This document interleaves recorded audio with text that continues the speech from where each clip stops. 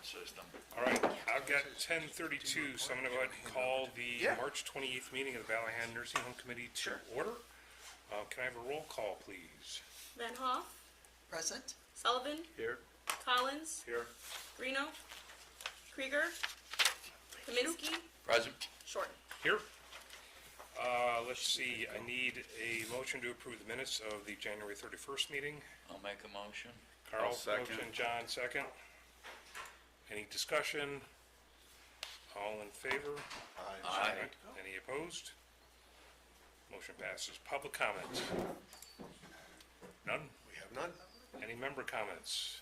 Mr. Collins? I just want to thank Tom and his staff for the open house last week. It was absolutely fantastic. I think that the work that's been done here to bring the memory care unit online is just a great, great thing. It's something that's been talked about a long, long time in the community, and how quickly it went once everybody kind of got on the same page was really, really great. I think it's going to be an asset to the community, an asset to the county going forward. So I really appreciate it. Sure. The time. It was a great event, so Yeah. thanks for coming out. We got it working. Good. Yeah, I also want to reiterate, it was a wonderful event. The hit of the show were the omelets. The omelet maker, oh my goodness, I just wanted to give him a green star. He was in his amazing. glory. He was having a blast. He was amazing. And I know you had 2 omelet makers. I had the male, but it was just delicious. And then it was really good to see everything that had happened, all of the work that had been done since the last time we went out and took a look at it. Yep. A lot got done. That was my decorating team. Okay, it looks amazing though. Just the choice of, the accessories and everything, the colors and everything was really well done. So I was really pleased to see that. Well, can't wait to get it online. Roll it back to the groundbreaking to present, from when we broke ground to now. Yeah. There is on our Facebook page, a time lapse. Oh, you've posted it now? It's been out for a while, so you'll have to scroll through a little bit, but there's a full time lapse from when they broke ground all the way through to when they wrapped up the courtyard.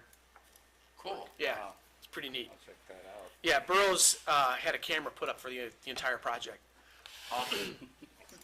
Why not send that to Alicia, maybe throw... I can't, it's so large. Oh, okay. There's no way to move it. I have it on my computer, and it's either I can dump it on a USB drive, but I can't send it to anyone. Okay, I mean, keep in mind, it's over a year's worth of right. time-stamped photos, so. Or a link to it on your page. Well, we could do that to the Facebook page, yeah, that's a good point. All right, moving on to the administrator's report. All right. What I'm going to do is I'm going to give you some high-level stuff, and then Scott's going to run the model for you guys. We've had a chance to update it, and I'm going to give him kind of the highlight of the show here. Just wanted to, real quick, staffing-wise, let you guys know that what you're seeing on the report for the increase in agency use is not reflective of our overall staffing. What that is more reflective of the funky monkey that was going around for 2 months in the community, and we had it all. We had influenza A, we had influenza B, we had COVID, and we had this other upper respiratory, like a super cold that they called it. Never heard of the name before this year, and we ended up with 3 or 4 people that had that one. So we are out of all of that at this point. We're back to our baseline, but that's what that use of agency was to cover all the staff that were out with either their kids were sick or they were sick. And there's a pretty long length of time after they're positive with any of these things before they can return back. So those numbers should start coming back down to our normal. We are, like I said before, we're still pretty fully staffed for where we're at. One of the things that we're keeping a very close eye on right now is the acuity. Over the last, I'd say 3 months, the acuity has just shot up. And so the residents that we're taking care of are a lot sicker. Now that could be reflective of what was happening in the community with the upper respiratory that was going around and whatnot. So that's why I say we're watching it closely. If we stay up at this acuity level, what we're going to need to do is add staff to our to the floor staffing complement. That's not adding to the roster. Those spots are already on the roster. They're just not full right now. And we kind of adjust our staffing up and down based on acuity and census levels. So we're kind of getting close to another threshold where we're going to add in 8 hours of CNA time each one of the shifts. So if it doesn't come down, you can just expect that that's going to happen. If the acuity does come down over the next couple of weeks when we look at it again, then what we're going to do is just stay where we're at. So just kind of giving you guys a heads up. There's nothing you need to do with that. It's not like you need to approve anything to be increased or roster spots to be developed or anything like that. It's just I'm giving you a heads up. We're going to probably add in some expense due to where we're at with acuity-wise. Now, how do you pay for that? This is the question that you should be asking. And that is, as the acuity goes up, our reimbursement goes up. So it kind of goes hand in hand. We bill for the conditions that are in the building at the current time, so it is a lagging kind of item, right? We have to put the staff in today. We're not going to be billing for that for a while, but it all washes out in the end. So it's just something that, for the newer members on this committee, something that we do pretty regularly. It's common in long-term care. We tend to be a little less movement as far as staffing going up and down because we stay pretty stable with our census, so it doesn't happen very often. But this is a new norm that we're starting to experience, and I think that's going to be the norm going forward.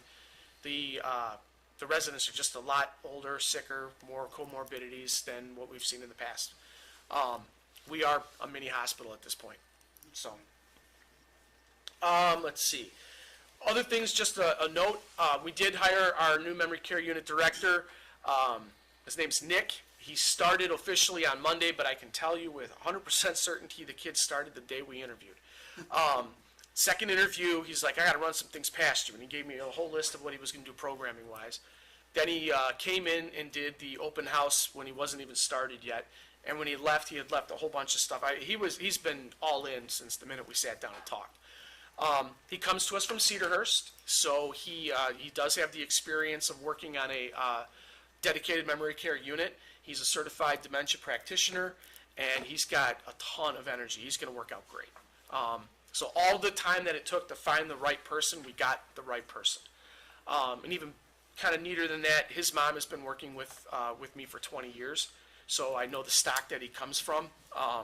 It's going to be a good fit. He's already hit the ground running, so he has been interviewing all week. He started Monday, started interviews on Wednesday, and he's got a big chunk of his team already built out, and we're only on Friday. So we're looking at training staff, and probably not next week, but the week after, starting to get the staff trained, and then now we're at the mercy of public health. What's really neat is we have way more applications of CNAs and nurses than we can use for the unit. So whoever he doesn't hire, we're going to try to recruit and get them on the other side of the house and put them kind of in a queue for when a spot opens up. So help boost the staffing on the other side as well. So it's kind of been working out really well for us. We are also in the last phases. I think an offer is going to get made today for our new employee development coordinator, which is like our educator. The individual that we're hoping will join the team is both long-term care and hospital trained, and an educator for nurses already in the background. Going back to the acuity statement, as the acuity goes up, the skills got to go up with it. So we need someone that can come in and teach hospital-based nursing skills to our team. Our team wants that. So we got to get that right match. I think we found one. Hopefully get them on board in the next 2 weeks, and at that point we'll be fully rounded out at all of our spots. So I'm going to leave financials to Scott. So just real quick, strategic planning. We've been having some really great discussions with my leadership team. We're almost wrapping it up, so I would think next meeting I'll have the strategic plan for you guys to look at, kind of get a feel for where we're going. But there are 2 items I'm going to put on your radar because it's going to come back up again at budget time. We are in need of replacing our Chevy Equinox. We bought it like 14 years ago. It's the first thing I bought. You should have seen the car that they were using when I got here. It was an old Chevy Caprice that was run out by the sheriff's department, holes in the floor. I mean, they had sticky traps in the sides by the doors. It was just, I was like, oh my God, this can't. But we've had this conversation, so if you've been on this committee for a while, you've been privy to that. Should we get into the transport business or should we not be in the transport business? And it's kind of this ebb and flow. So Medicaid transport, sometimes you can get it, sometimes you can't. Sometimes they cancel last minute. Now we got to cancel a doctor's appointment. It's a mess.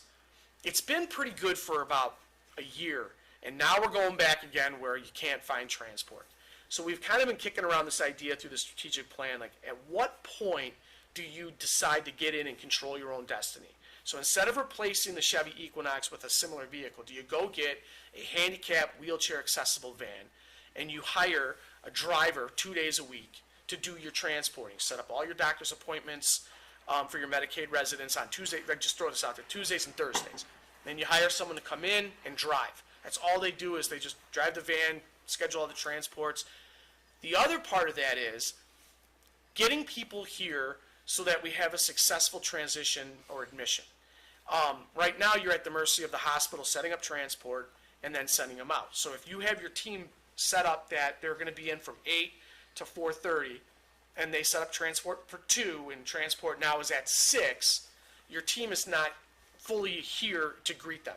And so your admission is not as, it's less institutional when you have your big team, because you can make it a lot more heartwarming and resident-centered. When they show up at dinner time in the middle of the throes of the night, it's not the same experience. So do you set up an opportunity where you can go get them from the hospital if they're not needing to be on a gurney, right? And so now you control when they arrive, who's at the arriving, to gather and greet, all of those kinds of aspects. I have not run numbers, built that out. What's the licensing? Does it impact insurance? I haven't done any of that stuff yet, so I'm not ready to present like a full plan to you guys, but I want it on your radar that this is something we're starting to look at and talk about, and what does that look like? Other facilities do it. They charge a small nominal fee. I'm sure it's not covering their costs, but at least it's not a free ride, so to speak, which is something we'll be looking at as well, is how do you just build a structure out. More to come on that. The other thing is kind of it's visionary, but something that we need to start thinking about is home health and what is called Sniff at Home. Okay, it's a new model, it's a new concept, and here's kind of what's behind that. The baby boomers have figured out that with COVID, anything and everything you need can be delivered to your house. We don't have to leave, we don't have to go to health care facilities, we don't have to do any of that.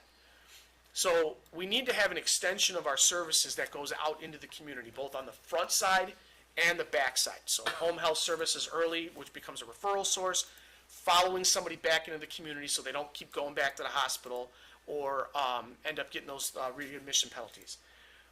It's a model that the big insurance companies are all starting to do, which is they're creating their own home health companies so they can manage these Medicare Advantage plans without sending them outside of their networks.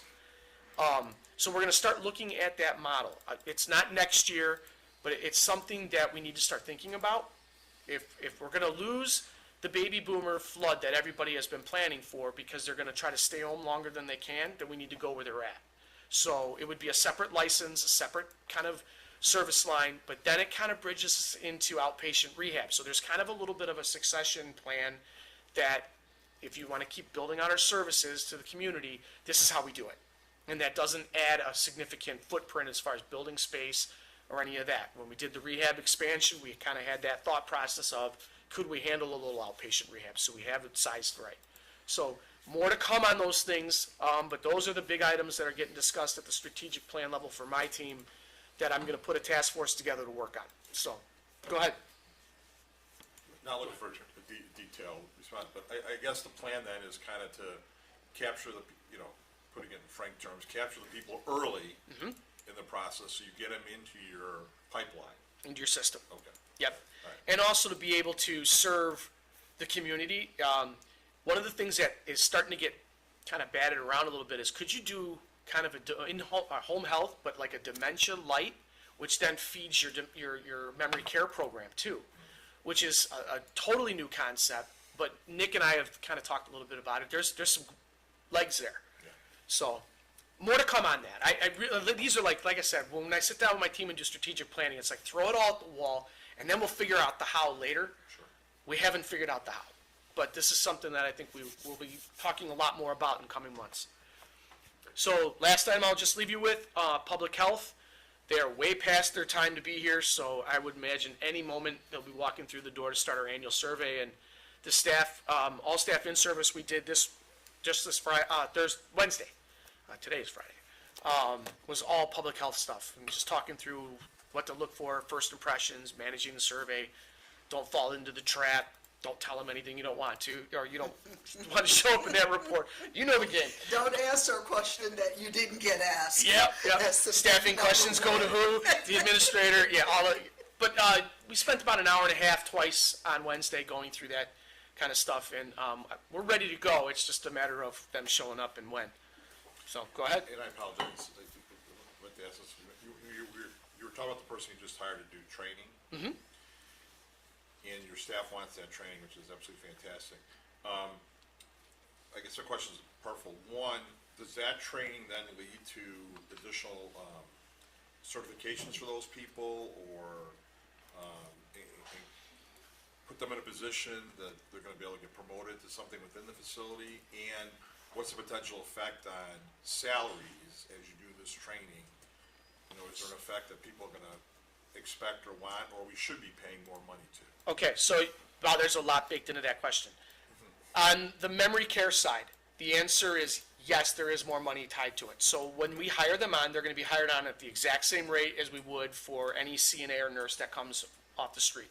When they go through that dementia certification training, they will get a bump up from there. Okay, The same idea would be if they get special, okay, so med tech is coming to Illinois.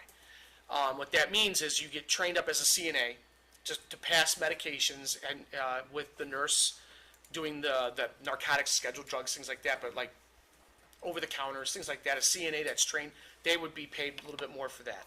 The skills that we're talking about is you have a resident, a potential resident coming in from the hospital, they are on a life vest type device, which is a device you wear to read cardiac rhythms and things like that.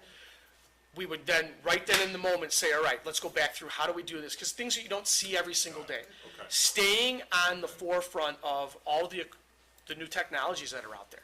So those would not carry any additional money. Now, if you get an LPN and you IV certify them, there would be some expectation, Okay. right? So it's not all, encompassing. yeah, like it all fits into one mold. It's going to be a little bit case by case. There's another side to that. Onboarding. This person would take care of all of the onboarding of all of our staff, and we would really like our onboarding to be 6 months. Okay. The second thing is we have to do what is called 21 skills with return demonstration every year. So every one of our CNAs has got to go through the same return demonstration training. The nurses is not 21, I don't remember the number, but so there's that goes on through the year. So there's plenty of opportunity to keep somebody that's in that role busy. Oh, I'm sure Not there is. stop. I'm sure there is. So will you allow somebody on that non-dementia side to get certified on the dementia side, even though they're not? We are working hoping there? that the whole house will be at the end of the day. Okay. Yeah, so the goal, and this is one of the things that we talked with Nick when we hired him. The goal is that you're 90% of the time your home is on that unit. But there's 10% of that time that I want those skills outside the unit, because they can be utilized just as well with our long-term residents. Okay. So eventually, if it works the way, I mean, you're not gonna have 100%, because you'll always have some type of transition, but eventually, I would like to have everybody dementia certified. Okay. Good. There's a designation called dementia-friendly community, and you have to have like 90% of your staff trained up on that, and your first responders, at least a percentage of them trained up on this dementia-friendly care to get that certification. We are gonna try to get that. Okay. Thanks. Excellent. Thank you. Yep. That's all I got. If you guys don't have any other questions, I will get out of the way and let Scott have the floor. I'm in the driver's seat. All right. All right. It's all you, sir. All right, well, thank you. I am excited to present to you what we call the Valley High Financial Sustainability Decision Tool. A lot of words, but really the power is within that title. The whole purpose of this, what I'm presenting you, is really so this committee and the county board can make decisions on how to keep this facility financially sustainable. All right, so you're not reliant on property tax levy, or if there's changes in the reimbursement environment, you'll be able to see those, trend those, and respond to them early on where you can always keep this as a sustainable institution. And this started, I think, probably when I walked in the door, and we realized that there's a lot of moving parts to Valley High, and the county board really needed to understand that, and it just developed and evolved over the years. But we're really proud of it because it gives you a lot of information and really the ability to make decisions today that are going to affect this facility, 3, 4, 5 years down the road, based on what we know, what we can predict, what we can trend, what we can assume. And we know that all of those things change over time, and this tool is really intended to be able to make those changes as you go. And I'll walk through, and there's certain areas where you can say, we want to make a change in 3 years, and what does that look like? So that's really the purpose of this, is to show you how this facility can run, and you have different, as Tom likes to call them, levers you can pull to make things happen or change things down the road. So just a very high level, you see it really runs into 3 bands, and if you everybody can see the screen. This first band, we call this the Capital and Indemnity Band. This is about $1.5 million, and this really represents, I'm sorry, let me back up. Everything in this area, this is all cash reserve for the facility. Not money that's coming in today and being used to pay salary. This is actually, let's consider this money in the bank, whether it's through investments or actually sitting in the bank. So this is just cash. The first $1.5 million of this is capital and indemnity. This is in case a major thing breaks and we need to replace a chiller unit for this building, which could be pretty expensive. Wasn't planned for, we didn't account for it. You have a bit of what we call a designated reserve for that, or if you have a lawsuit, a settlement, or something that you weren't expecting, that $1.5 million covers that. On top of that, this light blue represents 12 months of operating revenue. And what's important to keep in mind is Valley High runs different than your general fund, insofar as when you look at your fund balance reserve, your general fund, your policy is 5 months. This is an enterprise fund. You run Valley High as a business, and the business has operating costs that come in and out, and that operating cost is reliant on revenue that in the past, as we found through Medicare, Medicaid reimbursement, may not have been timely, so there may have been a delay. So in other words, you have to live off of your cash until you get that reimbursement or that income back in to replenish it. You all have run businesses before, familiar with businesses. Same principle, when you think of Valley High, you think of this as a business. And you run it like a business separate from the general fund. So that's why it's important that over the years, and we've had these discussions, and once again, these are all discussions too, of the philosophy of the committee and the county board. We can always change that. But we've settled in to say 12 months was the sweet spot. You want to make sure that this line with the capital indemnity and the 12-month reserve, that this line always meets or falls under your available cash. That's the whole point. Now, this dark blue on top, this is, we're going to call this undesignated or unrestricted reserve. This is really the money that is above what you're going to need for capital indemnity and 12 months of operating. This is really comes into just unrestricted funds.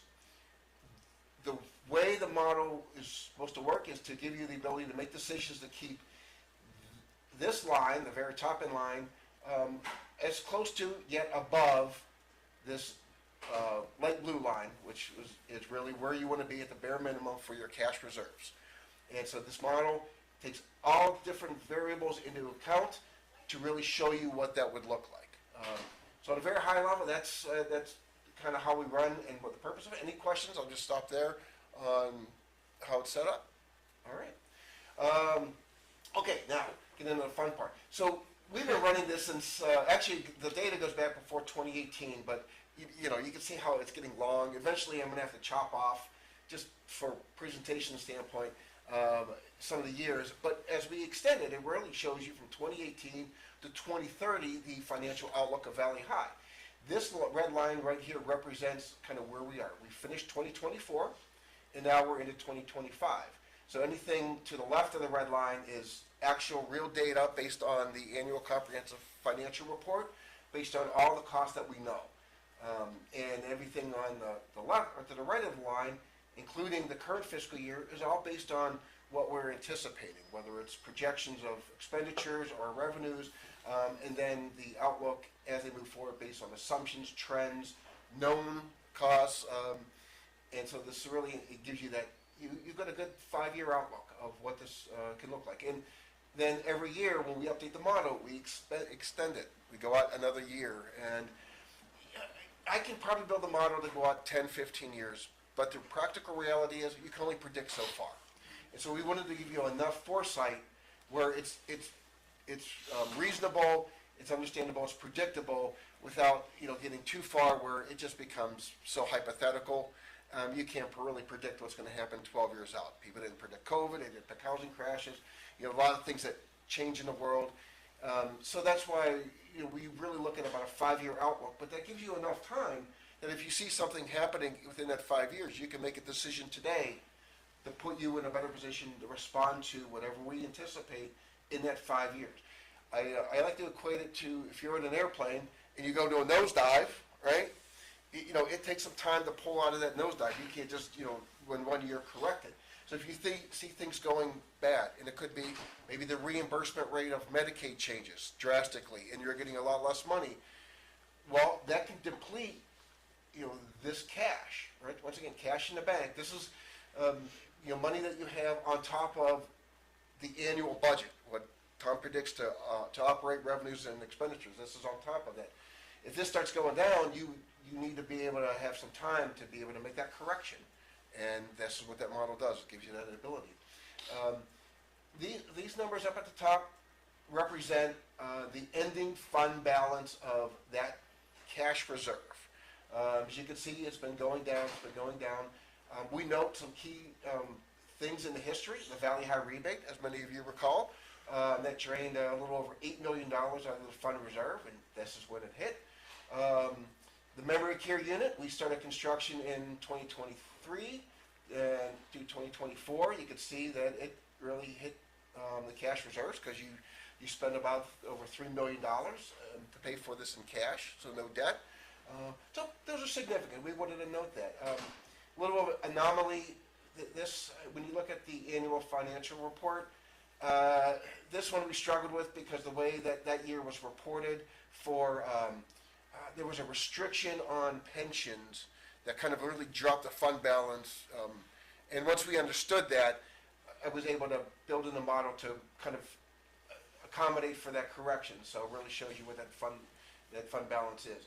But as you can see where things are going, based on where we are today, the unaudited 2024 data, the year ending 2024, has all been incorporated, and it looks like we ended the fiscal year just sitting on about a little over $20 million. Once again, unaudited, as Carrie and the finance team are working through the financial report. When we get that document in, when it's approved, I'll update this model based on that data. I always start with your annual comprehensive financial report, because those numbers have been audited. We know that those are to be true, and then from there we'll start. So what you see is unaudited, just so that number may change. And one of the things we're working for 2024 is there's still a question on the investments and how those are being reported. Your treasurer, Donna Kurtz, has done a great job taking this cash, right, and the better part of the cash, and investing it, because that's a revenue stream for Valley High, and that's one of the things that's built in. The reporting is still, Carrie and her team are working with Donna to, there's something that's a skew in that. It's an auditing thing, so that's still being developed. We've got an assumption built in. It's actually very conservative, I'm pleased to report, but that's something that will change to probably next time you see the model after the audit has been approved. Are they investing money from both the unrestricted and restricted? Yes, Combination of so it's not based, so the investment's not based in the band. The investment is based on what we take as a 4-month operating cash Okay. we keep.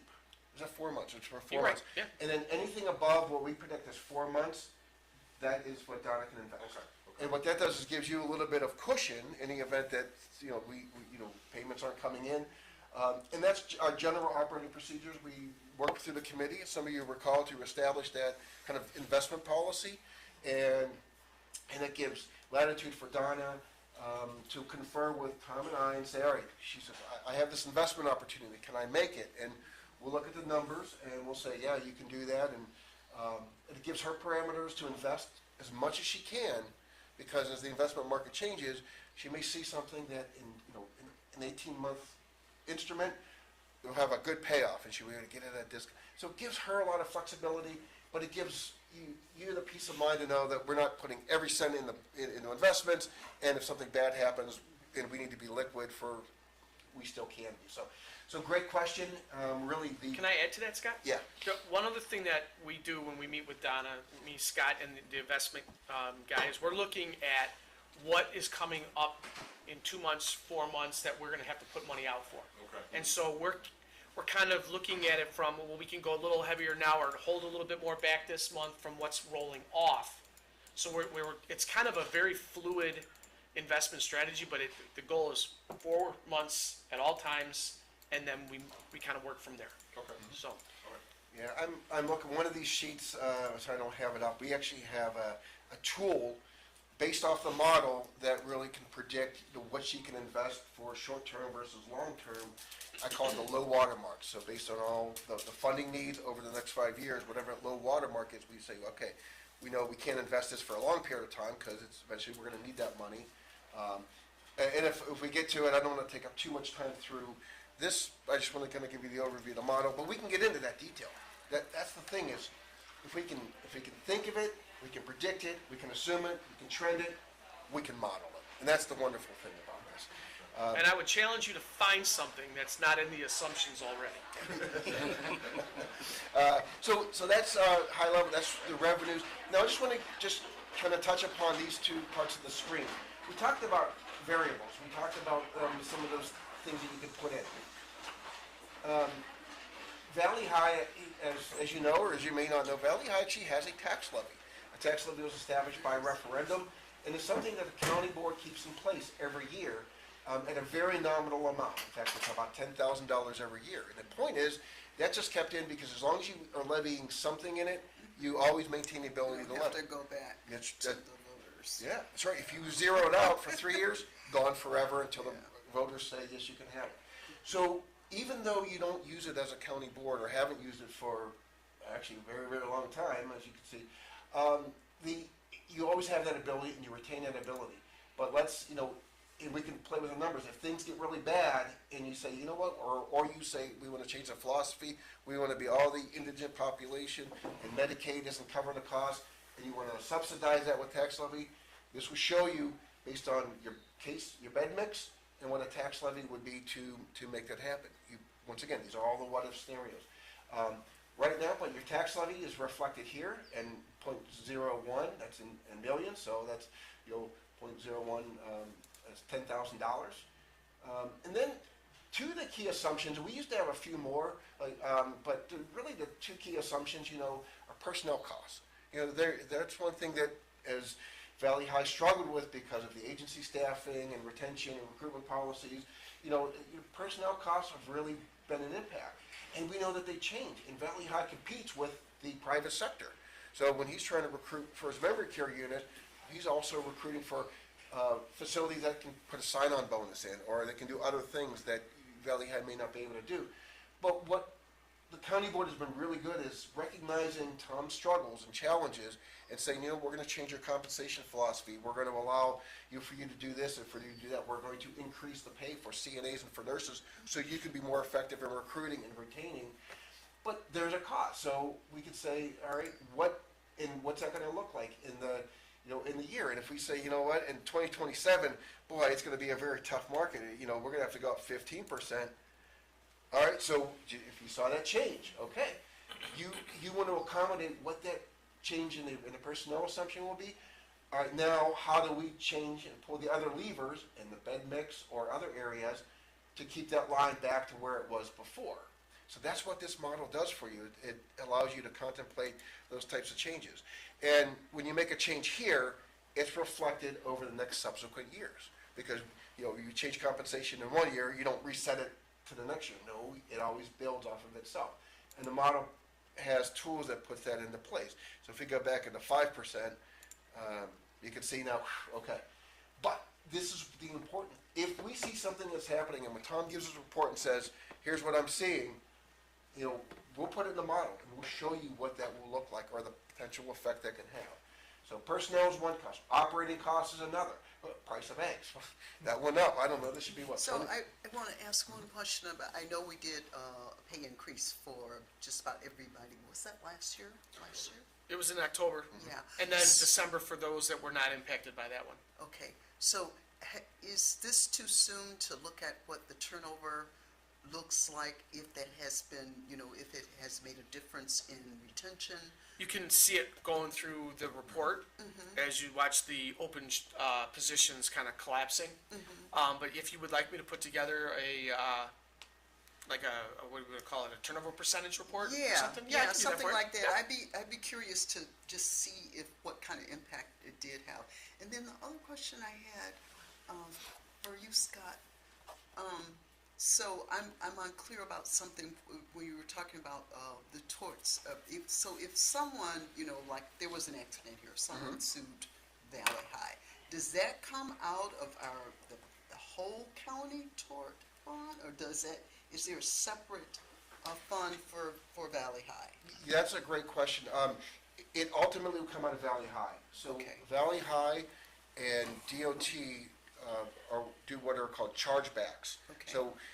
So Tom's insurance to run this facility is about $250,000 a year, just deal with his primary liability, excess, you know, and it's a separate insurance policy than the county has for general government because of the facility. That $250,000 every year, I pay the bill once you approve the insurance program, I pay the bill, but then I charge back to Valley High. And then any losses, whether it's workers' compensation or if there's a lawsuit and you settle it or there's a judgment, all that money comes, if it's directly attributable to Valley High, it comes out of Valley High. And it's known as what's called a chargeback. And in the data, what you see is, it's kind of hard to see, but this line is reflective of that chargeback. Okay. And so for 2024, actually, the chargeback was just shy of $400,000. $250 for insurance, but you know, a lot of workers' compensation claims, the little ones, they add up. So, and when you think of this as a business, you want to just isolate as much cost because that's an operating cost to the business. That's built into the model. It's a direct cost to Valley High, not to the tort. And we're aggressive here, just as aggressive here with fighting, you know, like unemployment compensation claims as we are at the Yes. county, right? I mean, It's the same team Okay. fighting the fights. Yeah. It's HR, yeah. it's So the rules don't change. And risk management. We don't, from But- unemployment claims, we don't have any. That's one thing we don't. I meant workers' comp. Did I say unemployment? I meant workers' comp. Yeah, that is same team. Absolutely. You know, and we can touch on but same approach, doesn't matter what department they're in, they're, you know, risk management and state's attorney, you know, you have a great team, I'll tell you that, and a lot of expertise in that. Somebody gets legitimately hurt on the job, it's our job to take care of them, bottom line, make sure they get the treatment they need, make sure that they can get, they're able to come back to the job, it's good for them, but also too, the department needs them back on the job, because they have a job to do.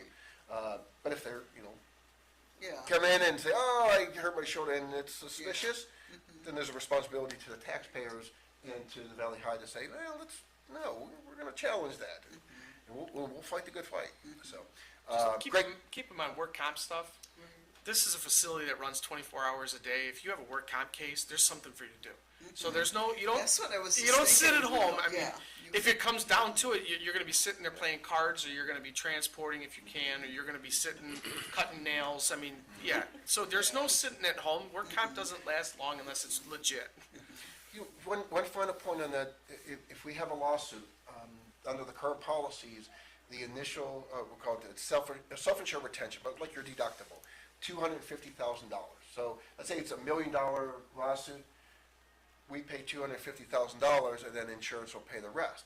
That's why this green band is so important, because that's 1.5 million of capital and indemnity. Indemnity would be that $250,000. If you get a couple of those a year, that can really add up. Fortunately, knock on wood. Yeah, don't say it out loud. All right, well, we'll just move on. But that's why it's important to keep that in. That's not something that's baked into any of these projections moving forward, except in the event of, you want to make sure you're covered for that. So, so we talked about operating inflationary assumptions. We can look at, you know the world as well as or better than we do about what's going on. And if you say, gee, Scott, 5%, you're crazy. We see things skyrocketing. That's going to be, 15%. Okay, well, you've seen the impact it has down the road on what happens.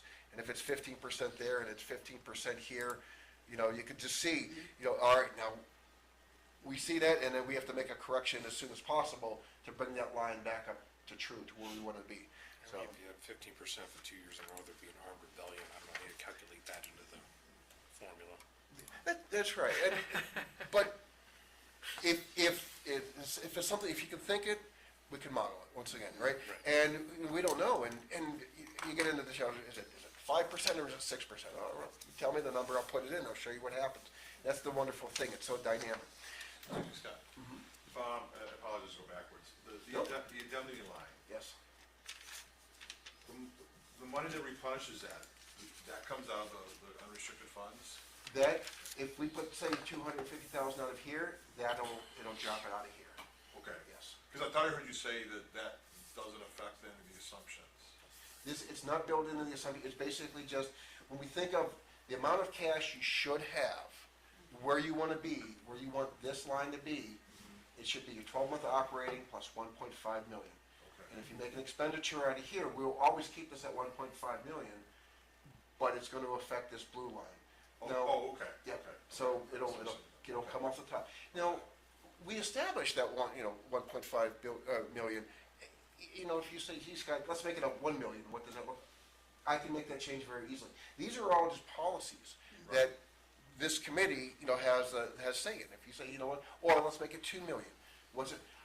We can model, whatever you tell me, whatever you feel is appropriate. This is why it's your sustainability decision tool.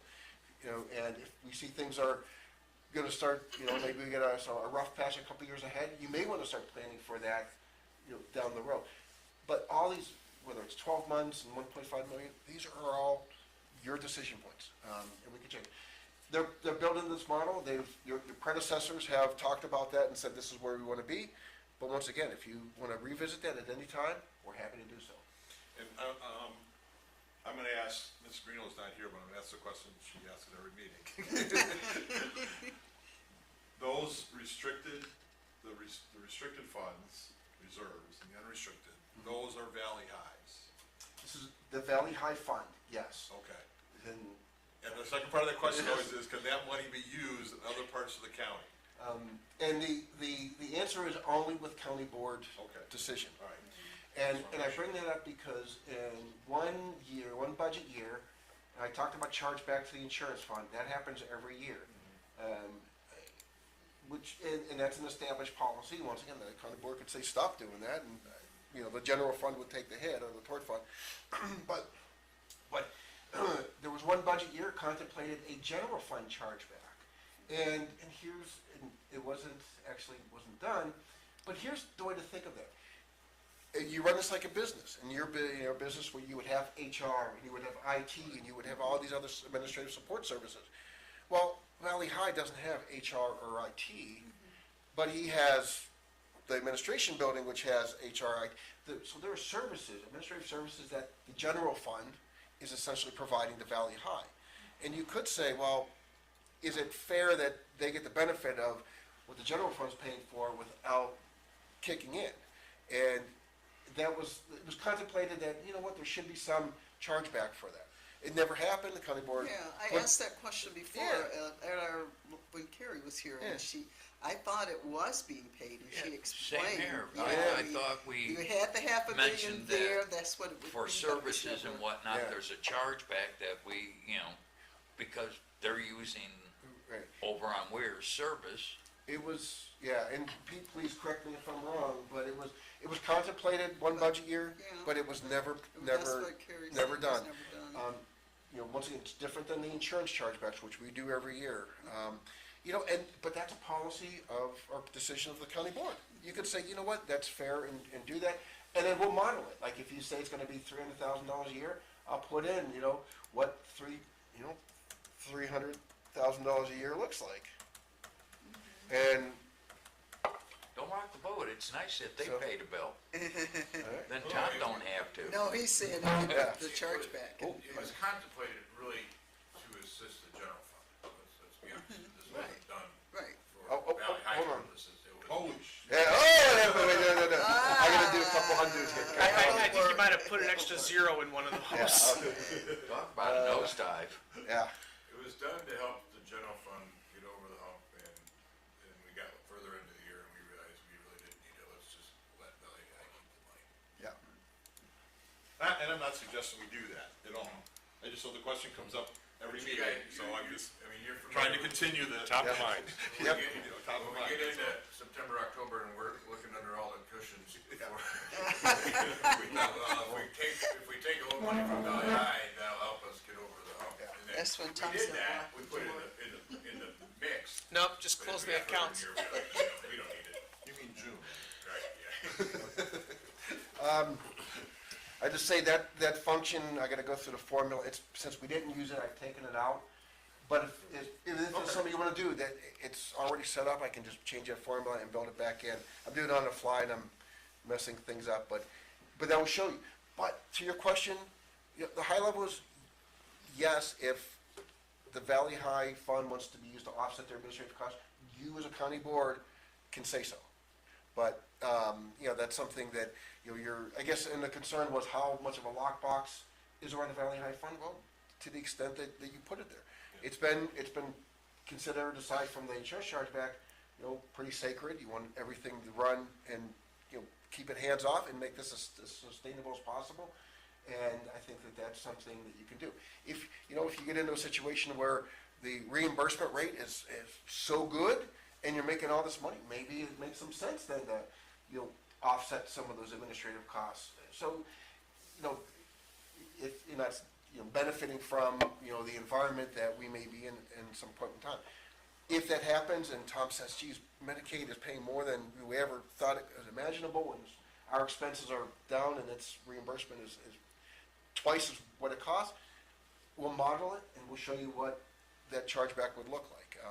And then I would say it has to be tied to a methodology, right? And we just don't want to arbitrarily take one, we just say how much time is spent and come up with a methodology to figure that out. But that is something you can do. Currently though, it's not being done.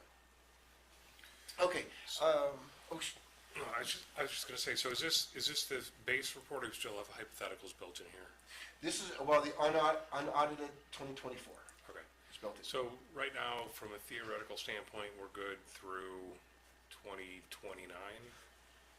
Yeah, Yeah, and that 2029 dip, correct me if I'm wrong, Scott, that's the parking lot, right? that is exactly correct, that you have a, So you can defer that. Right. so, So, just thinking, going back to what you're saying earlier about the home health service model, could that potentially act as a positive or plus revenue driver That's as the we plan. go forward? Okay, thank you. Yeah, it would be a new revenue stream, new billing, avenue, and you wouldn't have the overhead, you would just Right. have the staff. Right. So there's an opportunity to, Are reimbursement rates, they're definitely different. yeah, okay, yeah. And who you bill is a little bit different, how you bill is a little bit different, Yeah. so I mean, there's gonna be a definite learning curve on that. Yeah. But yes, it would positively impact that blue line. Yeah, I'd be interested in exploring that more from a sustainability standpoint. And if we can manage something like that locally, that makes sense. once Tom does it, and he and his team will tell me what the costs are and what the revenues are, Yep. we'll build it in the model. Yep. Absolutely. But you'd asked a question, it was a great segue into the next line. This green line is capital outlay. In the model is the Valley High capital plan, and every year or so, every so many years, he updates what the major projects are gonna be, just with any capital plan.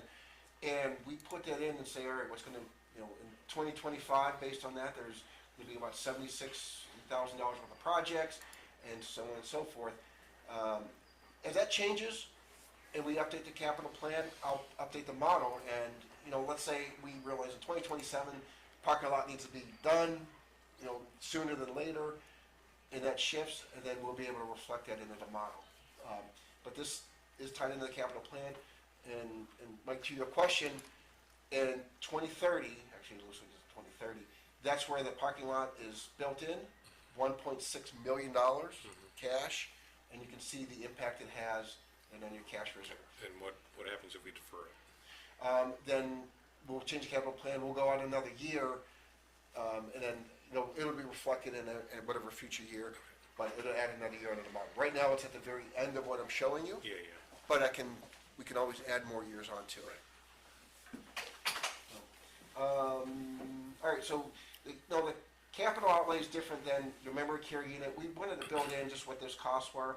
So right now, we have about $3.5 million worth of capital in the memory care unit already spent through 2023 and 2024. As Tom mentioned in his report, there's a bit of retainage and there's a few things left to do. So we still anticipate $200,000 remaining before we close out the memory care construction project. In all, we anticipate about $3.7 million for that project. But this is reflected, and this is all coming out of your funds. It's built into this number. And if, say, Tom says, you know what, this is going to be 0.4 for whatever reason. All right, see, just that went down a little bit. Did that go down? Yeah, it moved just a touch. Yeah. Yeah, so $200,000 is really what it did. So, but we're back in 0.2. Okay. Yeah. So, but you can see the impact it has over the course of it. But this is already reflected. This is cash. It's out. It's out of the bank and it's built into the model.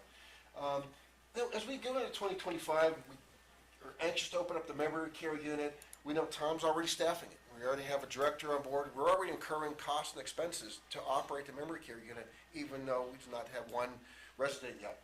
So for purposes of assuming what this will be, the model builds in 75% of the annual expenses we anticipated. 75% are already shown as spent out of the model for 2025, but revenues are coming in only at 50% because we're already almost halfway through the fiscal year. If you think about it, we're in March, soon to be April. By the time the health department comes in and blesses it, and Tom starts bringing residents in, we're not going to start billing until at least probably good May, I would say. June. Yeah. So in fact, it might even be a little bit light at 50% for what the revenues are. On the No, revenues. you're good with 50. Yeah. So that's just to show you know. So we have an offset, and then once we develop the memory care operating revenues or operating expenditures and revenues, we'll hone the model. So right now, Tom's basing it off assumptions of what it's going to cost to run it. We'll always keep updating it based on what we know. Once we know it, we put it in the model. We change it. So that's why he said it's always in flux. So that really comes through some of the key assumptions during the time of COVID, when your staffing, or excuse me, not staffing, when your census was less because of COVID, you weren't bringing patients in. That impacted your revenues, but also impacted your operating costs. We had a variable in here for census percentage, and that really changed everything. But it took into account, you have less people, less money coming in, but you also have maybe less staff or less food or less whatever. And we had a good model in there. That's been stricken from the model because we don't need it anymore. But if Tom says, hey, we need that because we're going to have changes in the census. Oh, and also for the memory care unit being constructed, we took rooms out of service that impacted your census as well. So that's out of the model now, but there's things like that. If we see it, we know it, we can predict it, we can put it into the model. We can put it back in. So just want to run into really where a lot of the magic happens. You're going to hear a lot about bed mix, and that is whether it's a Medicaid room, a Medicare room, a private pay room, and now whether it's a Valley High General House or if it's a memory care unit room. You have, with Valley High and the committee and the board have really control of your bed mix. And there was a resolution, I want to say, does it go back to 2019? Last time you changed your bed mix? It might have been 18. 18. And really, pulling the levers. Medicaid reimburses at a certain rate. Medicare reimburses at a slightly higher rate.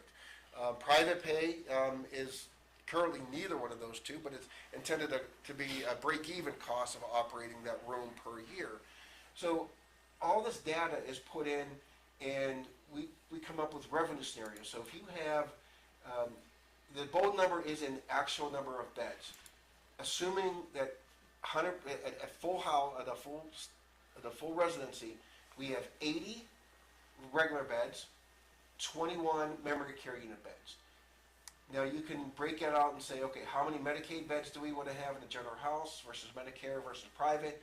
And similarly for the memory care unit, Medicaid, Medicare, and private pay. And we can change these numbers so when things start going bad, let's say you see some, you can say, you know what, we need to add more Medicare beds because Medicare has a higher rate. So let's say in 2029, based on this model, you say we want to keep that number above, we'll call it above the light blue line. Let's change this to, But now that's not true right now, right? I mean, Medicaid's paying more now, right? Well, some of our Medicare rates, it depends on the diagnosis code, right? Okay. So some of them are above it, some of them are below it. I'd say the average is probably a little bit below the Medicaid rate right now. Okay. Yeah. Yeah, here's what we built in. We got about $500 per day per room for Medicaid, and then $600 has been your average reimbursement for Medicare. Yep. So Medicare still pays a little bit more. Private pay, we're Keep in mind, when we give you the Medicare rate, I'm taking all my costs out already. So Yeah. when I say it's I think the last time I told you it was $469. But That's after I've already paid for lab, pharmacy, meds. Like, that's our rate. But didn't we have that special bump up?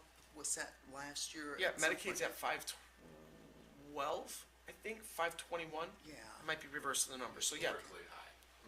Yeah. So it's still under Medicare. Slightly, but it's never been Never high been as as it is. high as it is right now. When we first started this model, Medicaid was giving us about $165 per day. Medicare was giving us, I think, about 400 was in the model. So there was a big Yeah. difference between the two.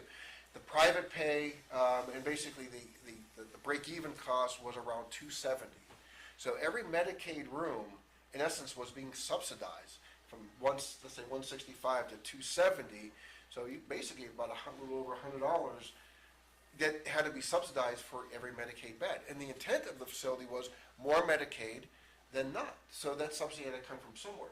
We started this model to really understand how many Medicare beds do you need to subsidize the Medicaid bed so this facility runs, in essence, break even. That's really how this tool started, to be sustainable without a tax levy. You pull the lever of more Medicare to get as many Medicaid as you can to break it even. But as things change, and now we're in a different financial environment, which is why this line is so nicely positive and run a parallel with the model. You're in a much better position to run this facility. Medicaid, as I understand it, is more than covering the cost of a room, generally, on a per day basis. Right now it is, yes. Right now. That's today. If tomorrow something comes down, and it says it's back down to 160, we'll model it, and we'll come to the committee and say, what do you want to do? If it goes back to 160, just turn off the lights. Yeah. It's not happening. Yeah. And we don't want to get too far away from our mission Right. either, of the reason that we're here in the first place.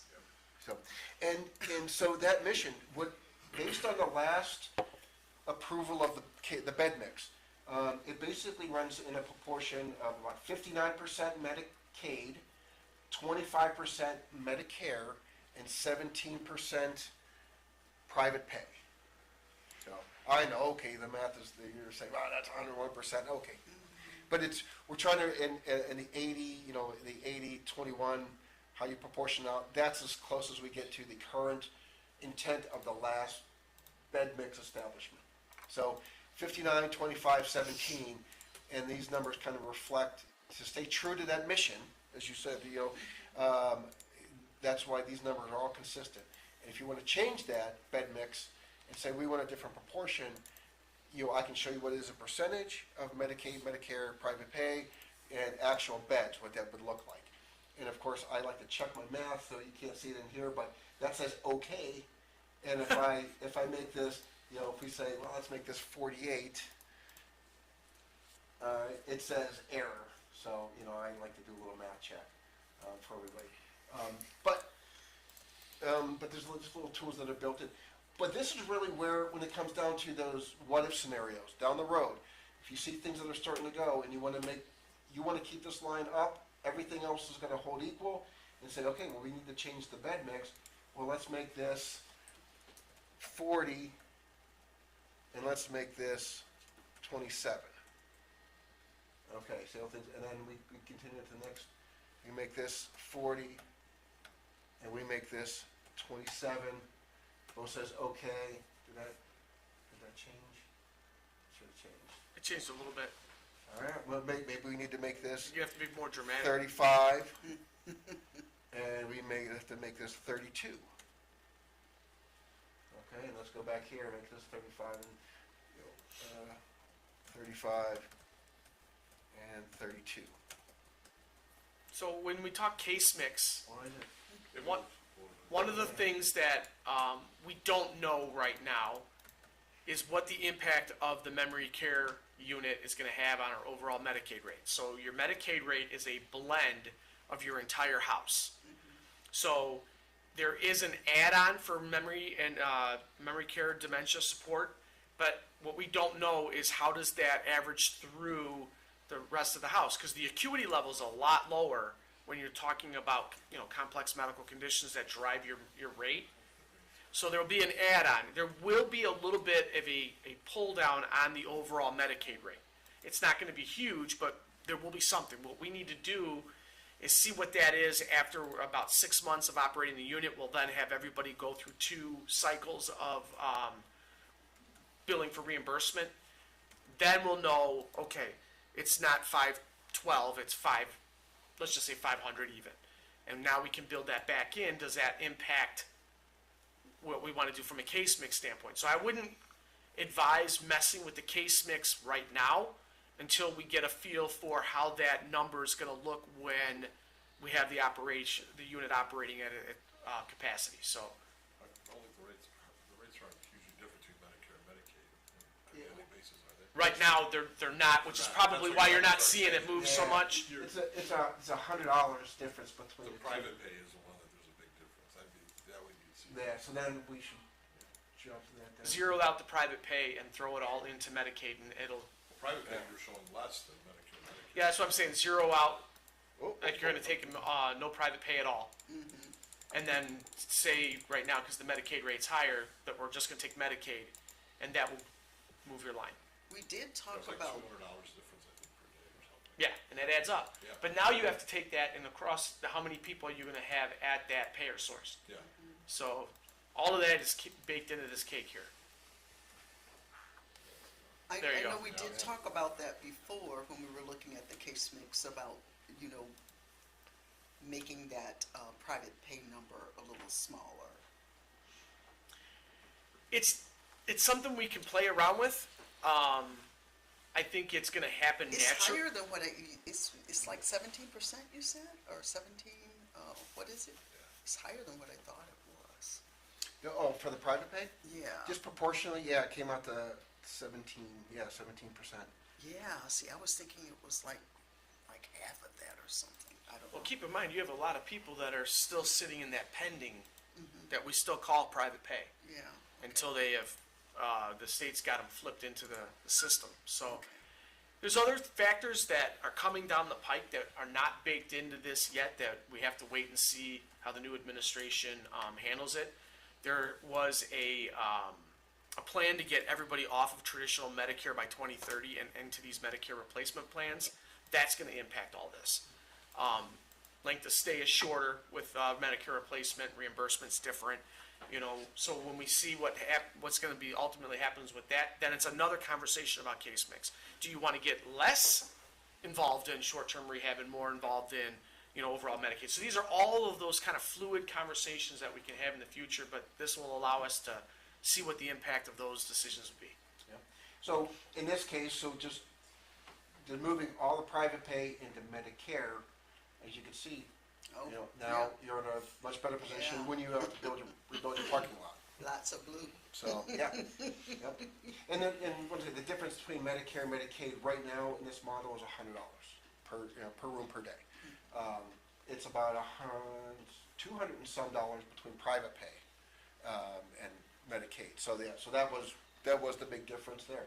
And these are some of the decisions that we can run through, some of the scenarios we can run through. Do we need to change the case mix to correct something that may be happening in 3 or 4 years down the road? The whole point is, it gives you the ability to sit here today and make those decisions, that you can see, rather than being crisis mode and say, what do we need to do? We needed to fix this yesterday. We don't want to It takes ever a put. lot of time to turn a battleship. Yep. And this is exactly what this allows us to do, because you do not want to have to try to churn your house from a case mix standpoint in a short period of time, because it's impossible. You need to have to be able to do it through attrition over time. So, Yeah, let's, just to say, let's say this drops to, that the Medicaid rate drops to $350. Okay, so let's see, what does that look like to the model? game changer. Yeah. That's why I said it doesn't work at 165. All right. So that's a 350. You could see really how that just drops down. This tool will say, hope that never comes down, but if it does, we can sit there and say, this is what we foresee, this is what it can look like. How do we position Valley High so we can cover for that? And that would be, okay, maybe not as many Medicaid and maybe more Medicare, and change that formula. The mission is what it is, and we endeavor to achieve that mission, but financially, you gotta make that balance work. And what this does is it shows you what that balance will be. That's really all I have. I can go into some of the details, into some of the formulas, but you can just see the mechanics and the levers, one change here can have a profound change down the road. And all we wanna do is understand what that change is and understand what you can do about it. So with that, that's what I have. Anybody have any questions? Thank you, appreciate it. Thanks, Scott. Great Claire's work. going to be upset you didn't call her. All right, moving on to the routine consent agenda. I need a motion to approve. Make a motion to approve. Carl, Second. second from Gloria. Any discussion? No, I'm sure. Okay, then can we get a roll call? Sullivan, Yes. Collins, Yes. Van Hoff, Yes. Kaminsky, Yes. Shorten. Yes. No old business, discussion items. Can I just, Yes. Moment. That didn't get any attention, but it was a big deal. Over the weekend, Tom was emailing with me and Kathy, and he was working on 3 different resolutions. And, Kathy's like, hey, I need your resolutions Monday morning, we gotta post, blah, blah, blah. Well, we combined 3 resolutions into one, because they did all kind of fit together in a sense, to really make this net as a budget positive. So anyway, it was a big deal, so thank you for supporting that. Yes. it's old, but, now that we're getting into the storm season, brought up my mind, I may have forgotten or not been around. We were looking into having an electric, trailer or generator or some. transfer Hey, switch. Cliff, Yeah, we're up I and believe running. that's done. How do we, standing on I that? believe it's done. Oh, okay. Yeah. I think Tom Burrows jumped right on that after you guys approved it. Okay. Yeah. So, ComEd, hey, we can't supply, we're flip a switch and we're up and running. Well, it would allow us to bring the trailer in and connect it rapidly, yes. Rather than taking the time to rewire and everything, it's just a quick, But we have the trailer don't we? The No. generator? I thought we that is were not housing- that's not something we have just on site, no. EMA has. Okay. We have access to state-owned generators, or we can lease them. We've done both. Okay. Yeah. What we installed is the transfer switch that would save a boatload of time for facilities Right. management's team, and it's safer to, can make that connection once the trailer is brought in. Okay.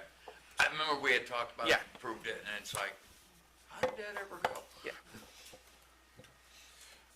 Future topics, anybody have anything they want added to an agenda the next 3 months, we'll say? None? Okay. Not at this point. No need, yes, Can I make 2 points? Yes, sir. For you, and then we'll get out of here. I had the opportunity to be out here yesterday, Wednesday. Wednesday. I went to both of Tom's staff meetings, one at 7:30 in the morning, one at 2:30. I was here to kind of talk about the new earned wage access program that we have. We're allowing Valley High staff to access, so you can get paid every day. It moves onto your phone. That's neither here nor there. But I was part of, I didn't know what was going on, but Tom said we're gonna walk out a resident in a moment. And I didn't know what that was, but, actually, a resident had passed and all the staff kind of gathered and moved out as the resident was moved out to the hearse. And it was something, yeah, it was very, very respectful. And it was, like I said, I've been with the county for a long time, but I hadn't been a part of one of those, and it was cool. All right, what I wanted to mention is this, you're going to see on the county board agenda in, I don't know, in a month or two, a ZBA decision, and I don't know what the ZBA recommended you, but we had a very full house yesterday in the afternoon on a ZBA hearing on citing a slaughterhouse.